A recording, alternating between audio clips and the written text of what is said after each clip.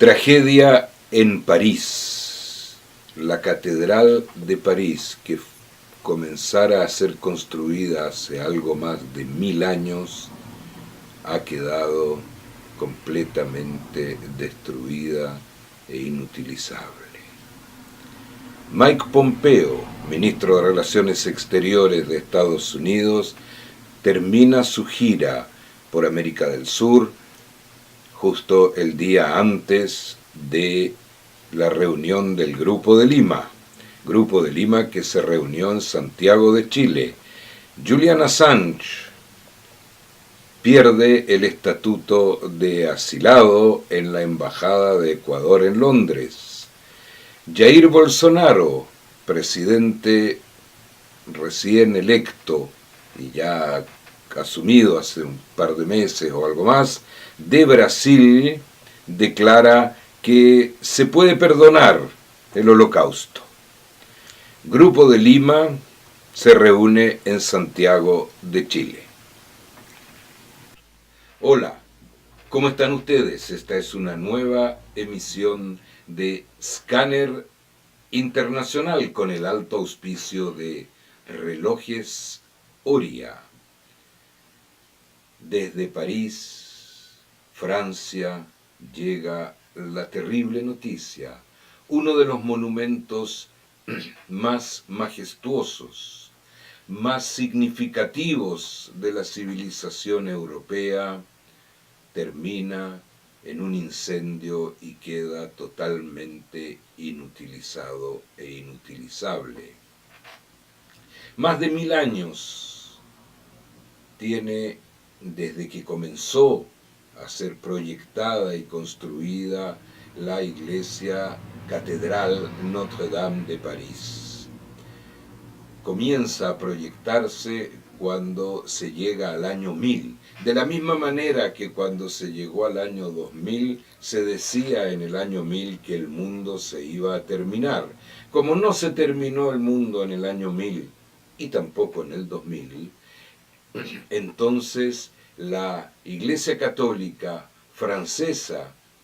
en un periodo en que recién comenzaba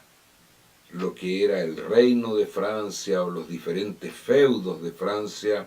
decide construir lo que en ese momento iba a ser la catedral más grande del mundo, en agradecimiento a Dios por no haber terminado el mundo en el año 1000 como se creía. Construcción que duró más de 2 siglos, puesto que la inauguración se hizo en el año 1250, ya completamente terminada, con sus 2 torres, su aguja y su impresionante techo de carpintería, lo que para la época fue considerado un avance tecnológico extraordinario. Notre-Dame termina su historia en 2019, se termina Notre-Dame. En el Museo de Notre-Dame se consumen por el fuego piezas de extraordinaria importancia, con la excepción de la corona de Cristo, o la que se dice haber sido la corona que llevó Cristo antes de ser crucificado, evento que se conmemora justamente esta semana. La corona de Cristo logró ser salvada por alguien del personal laico o del clero de la Catedral de París. Iglesia que tuve la ocasión de conocer muchas veces, sobre todo por los famosos conciertos de música barroca que se daba todos los domingos a las 5 de la tarde para un público de diferentes religiones, de diferentes culturas, un público parisino y turistas que iban a escuchar estos conciertos de música barroca que hicieron famosa, entre otras cosas, a la iglesia Catedral Notre-Dame. El pesar, la tristeza, nos inunda en estos momentos y tenemos un pensamiento para ese país, cuna de los principios republicanos, para ese país en la democracia, en el urbanismo, en las artes, en la ciencia y en la tecnología, que pierde ahora su más importante monumento, que además de ser la Catedral de París, marcaba legalmente el kilómetro cero de todas las rutas de Francia y que fue testigo de la batalla de liberación de París cuando las tropas aliadas entran bajo el mando del general de Gaulle y el general de Lattre de Tassigny a este centro, a este punto centro de París, y toman cuenta y toman nota de la rendición de los nazis en esa ciudad. Nuestros sentimientos están con Francia, nuestros sentimientos están con los franceses en este día trágico en donde un monumento representativo de todo un país independiente de la religión, en donde un símbolo de París deja de existir. Todos nuestros sentimientos a los franceses, su gobierno, su pueblo, sus bomberos, su policía, y están con ellos. Digamos que hasta el momento, y lo más probable es que esto se mantenga, el gobierno francés ha descartado en un 100% la hipótesis de un acto terrorista, en base a las primeras investigaciones que ya se hicieron, puesto que el fuego empezó en un lugar donde habían trabajos, donde había un grupo de obreros trabajando en el techo, allí comenzó el fuego, los obreros pudieron escapar a tiempo, pero no pudieron apagar las primeras llamas. Ese punto no tiene acceso a turistas, no tiene acceso al público, solo estaban los obreros trabajando. Y además cabe destacar que el ingreso a la Catedral de Notre Dame desde ya hace varios años es muy controlado. Es más fácil subirse a un avión en Estados Unidos, pasando los controles que tienen, que ingresar a la Catedral de París, en donde los controles en búsqueda de armas, explosivos o cualquier otro aparato peligroso es muy exhaustiva. Por consiguiente, el gobierno y Scanner Internacional, previo análisis, considera la misma hipótesis, se descarta la hipótesis terrorista y lamentablemente estamos frente a una catástrofe, a una calamidad, producto de un accidente de un grupo de trabajadores que estaba refaccionando el techo de la iglesia. Aquí en América, el ministro de Relaciones Exteriores de Estados Unidos, Mike Pompeo, realiza una gira urgente y muy rápida que se destacan Chile y Colombia, entre otros. ¿Por qué se destacan Chile y Colombia? Porque en Colombia Mike Pompeo visitó la ciudad de Cúcuta, donde no estuvo cuando se produjo el intento fallido de ingresar ayuda alimentaria y medicamentos a Venezuela. Esta vez se juntó con el presidente de Colombia allí donde está la frontera con Venezuela, frontera que en estos momentos permanece cerrada. En Chile, Mike Pompeo buscó dos elementos. Uno, presionar para que la reunión del Grupo de Lima, que se realizó 24 horas después de su visita, aprobara o apoyara la tesis norteamericana de una intervención militar en Venezuela. Presionar para que el gobierno chileno, anfitrión de esta reunión del Grupo de Lima, planteara la necesidad de una intervención militar en Venezuela. Y segundo, presionar también al presidente de Chile, Sebastián Piñera, para que no agende durante su visita oficial a China en los próximos días la visita a la empresa Huawei, empresa líder hoy en lo que es la tecnología de comunicaciones, celular, internet, etc. Huawei ha logrado eh, tener mayor avance tecnológico que sus competidores más importantes, la norteamericana Apple y la sudcoreana Samsung, puesto que Huawei ya ha puesto en marcha la capacidad 5G, que Apple no la tiene aún y tampoco Samsung, además de otros avances que Huawei ha logrado no solo en lo tecnológico, sino que también en lo comercial, puesto que Huawei ha logrado llegar al mercado con equipos de mejor tecnología que la competencia, pero más baratos que la competencia. Y para Estados Unidos, por supuesto que esto es una tremenda amenaza de China, su enemigo de hace muchos años,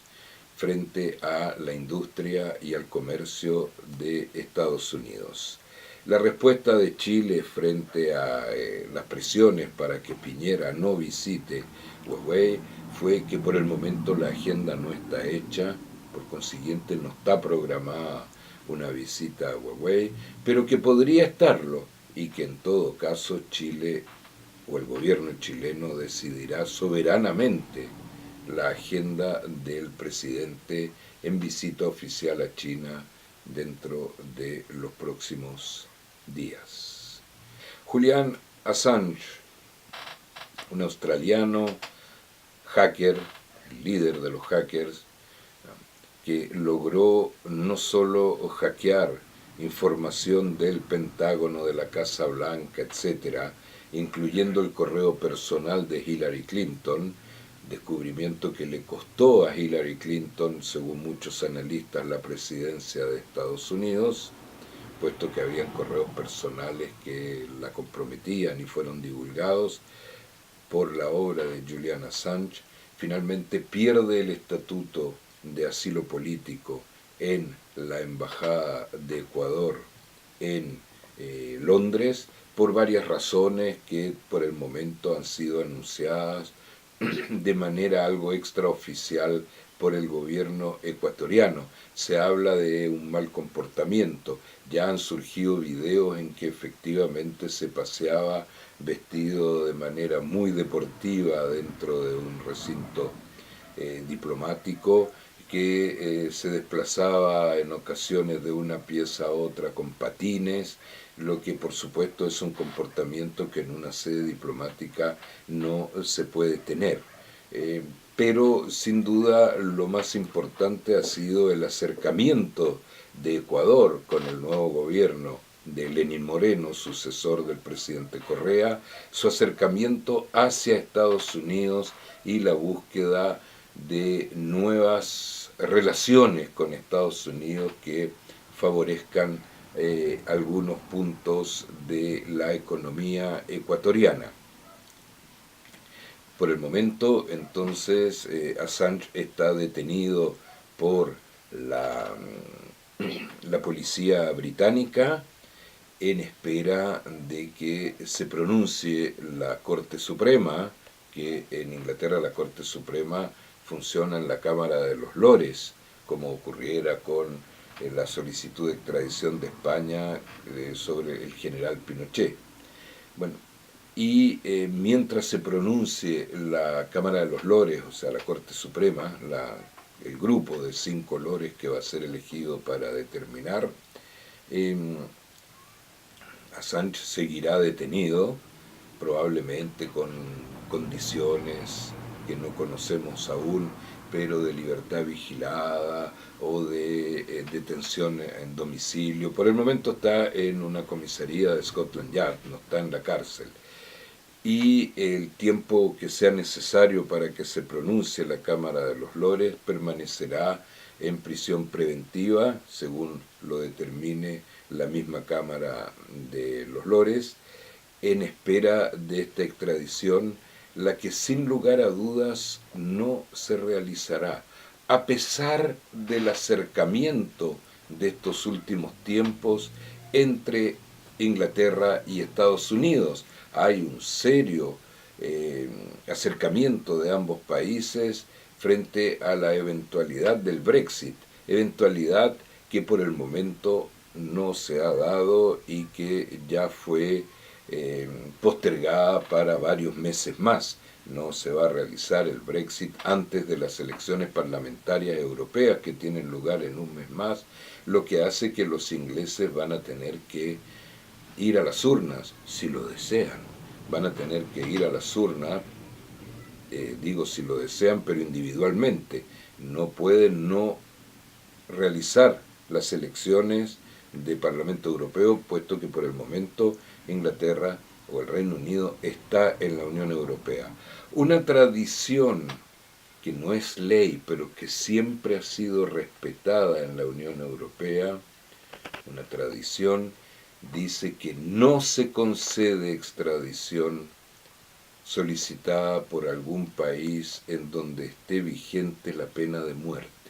Y lo más probable es que la Cámara de los Lores, Cámara muy prudente en términos de justicia, lo más probable es que acoja esta vieja tradición y no entregue, no se pronuncie por la extradición a Estados Unidos, simplemente por el hecho de que en Estados Unidos está vigente la pena de muerte, sin pronunciarse si Assange es culpable o no, simplemente negando por ese motivo la extradición. Hay 3 juicios más por acoso sexual contra Julian Assange, están prescritos, lo que hace que hasta este momento, y lo más probable es que eso se mantenga igual, la justicia sueca no ha pedido a Inglaterra la extradición de Assange por los delitos de acoso sexual.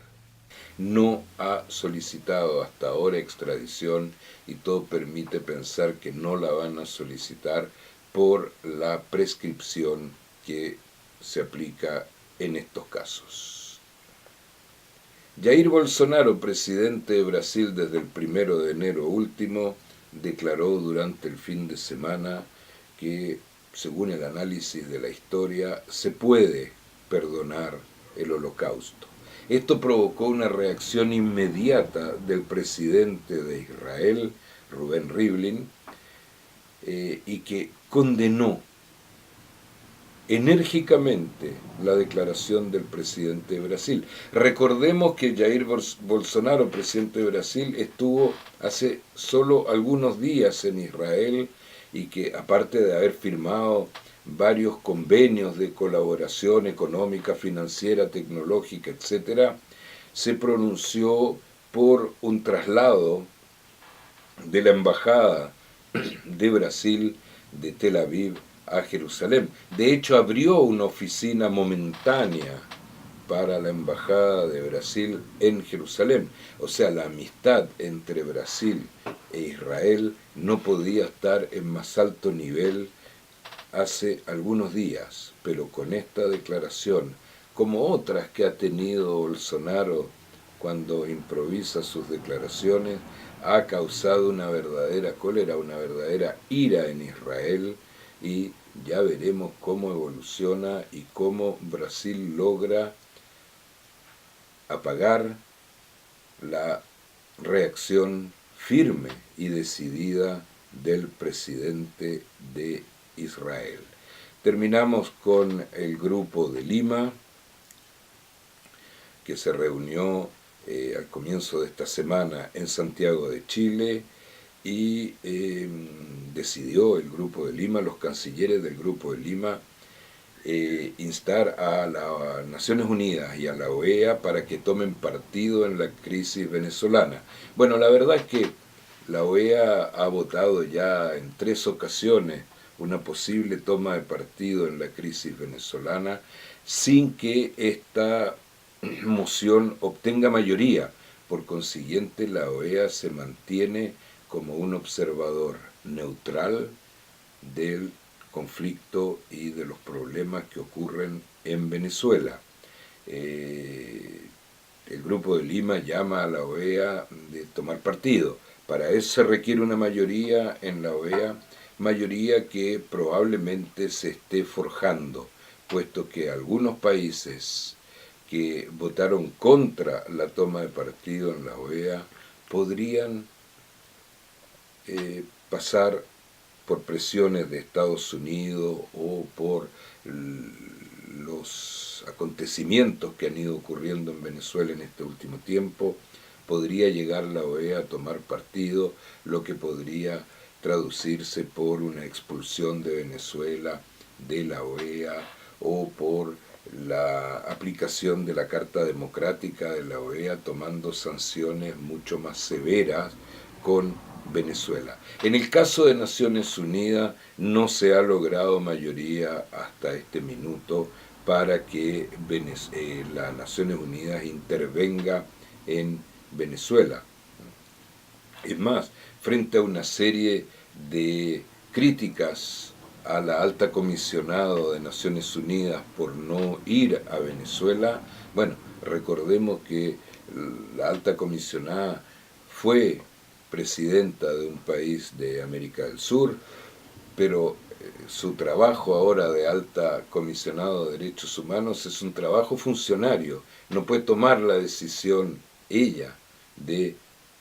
ir y visitar Venezuela, tiene que ser una decisión o de la Asamblea General o del Consejo de Seguridad, y hasta ahora ninguno de los dos organismos ha tomado una posición frente a la crisis venezolana, pero sí, tanto el Consejo de Seguridad como la Asamblea General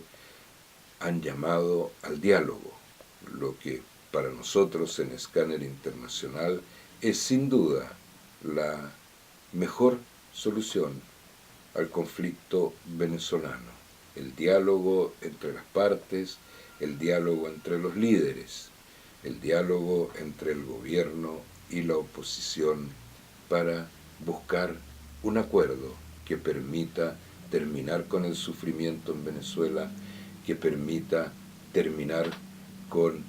la falta de productos alimentarios, que permita terminar con la falta de medicamentos, etc. Próxima emisión de Escáner Internacional, a menos que la actualidad lo impida, será un análisis a fondo de renuncias de jefes de Estado en Argelia y en Sudán. Ambas renuncias, por el momento, no tenemos muy claro hacia dónde van a encaminarse esos países. En Sudán se habla por el momento de continuidad, puesto que es el ministro de Justicia el que creó una comisión de 10 altos oficiales de las Fuerzas Armadas para que dirijan el país durante este periodo de transición que podría llegar a elecciones. Y en Argelia, lo mismo. Se habla de un gobierno provisorio con apoyo de militares, puesto que son los militares los que provocaron la caída del gobierno anterior, para crear un clima propicio a elecciones. Entre Sudán y Argelia, crisis también en Libia, en donde todavía no hay elementos precisos, pero hay enfrentamientos y una crisis grande. Próximo Escáner Internacional, analizaremos Argelia, Sudán y sin duda también Libia. Pero por el momento ya es hora de despedirnos. Que estén ustedes muy bien.